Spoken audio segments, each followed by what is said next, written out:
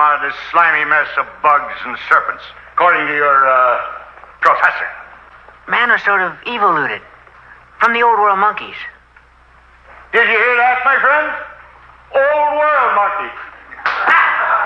In 1925, radio became the medium for a national debate on American values, when a special network was set up to broadcast the Scopes monkey trial from the rural town of Dayton, Tennessee.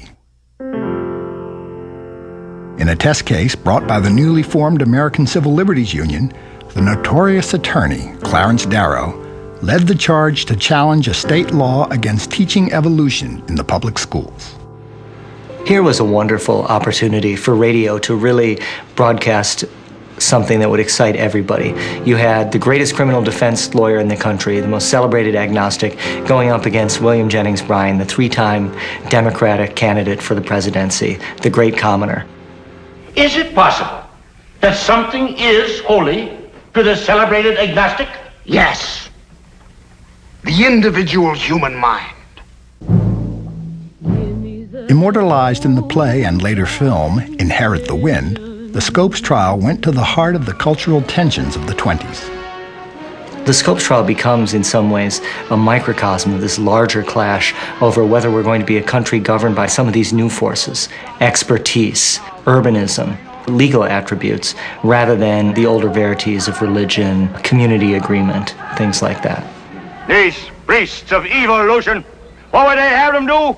They would have them measure the distance between the stars and forget him who holds the stars in his hand. They are lost, my friends. For I tell you, if man believes he is descended from the beast, he must remain a beast.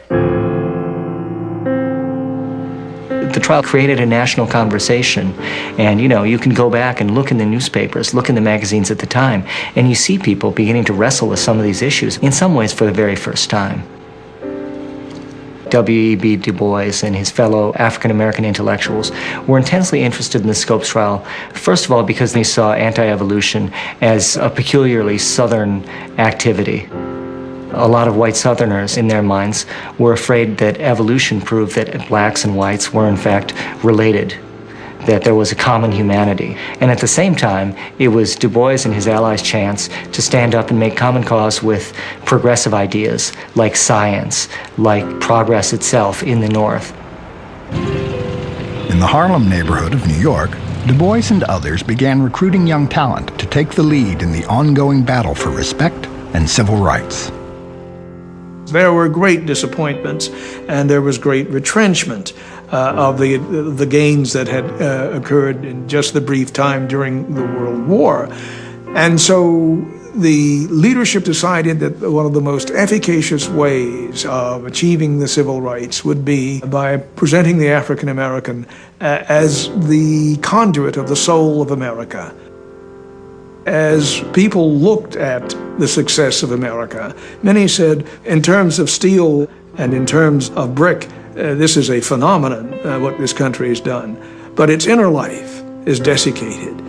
It's hollow. Where are the energies that are needed for this new opportunity? And the African American, in his novels and in his art, seemed to provide those sources of vitality, élan, and what have you. Given the opportunity, black writers and artists exploded in a sustained burst of creativity known as the Harlem Renaissance. You just have this ferment of ideas, and this art is not just art for its own sake, but is art with a real political purpose. And this was the idea that you could come out and show that African American culture can be a separate culture of its own, partaking of white culture, but contributing to white culture as well. I can never put on paper the thrill of the underground ride to Harlem. At every station, I kept watching for the sign, 135th Street. When I saw it, I held my breath. I went up the steps and out to the bright September sunlight. Harlem. We have this flowering of literature, African-American writers who are writing extremely interesting works that are not simply about the black condition, but about the American condition more broadly. Sometimes in his dreams, he was a prince, riding away in a gorgeous carriage. At other times, he was a steamboat captain, piloting his craft down the St. John River to where the sky seemed to touch the water. No matter what he dreamed or who he fancied himself to be, he always ended by riding away to the horizon. For in his childish ignorance, he thought this to be the farthest land. And you also have visual artists like Aaron Douglas in particular are really beginning to have a lot of impact during the 1920s. And they're partaking of this kind of common background of European modernism and what they saw as an African background, reaching back much farther.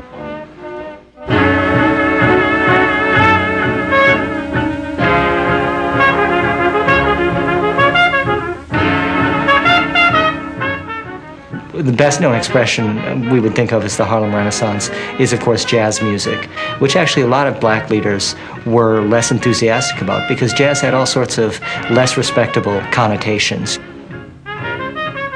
Black Harlem.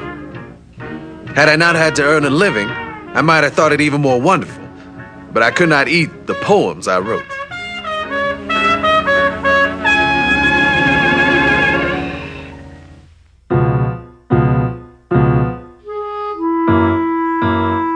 The music, art, and literature of the Harlem Renaissance reflected a surge of racial pride in the black community in which their common African heritage was explored and celebrated.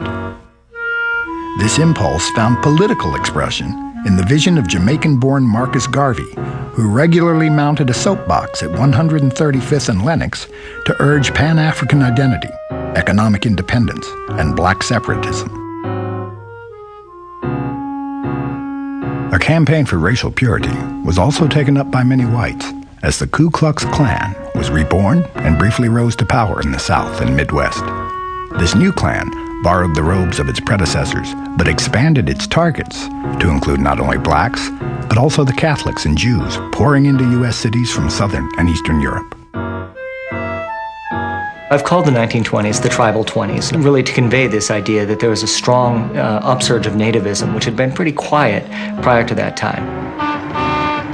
Determined to stop taking people from what they considered inferior lands, the nativists were able to push through Congress the National Origins Act. You get a quota system that really puts a very significant cap on the numbers that could come in from Eastern and Southern Europe. Italian migration more or less dries up. The Polish migration, the Jewish migration from Russia more or less dries up. Now, the long-term effect of the National Origins Act can't be denied. You don't have these fresh infusions of new immigrants from these older countries. You begin to have immigrant populations in the cities that are more first generation, second generation. They're not immigrants, they become American ethnics. So this is critical for the development of a kind of American national identity. At the same time, you begin to get Americans thinking of themselves as belonging to an immigrant nation. You only have comfort with this idea that we're an immigrant nation once you no longer have immigrants. And this is one of the long-term effects of this as well.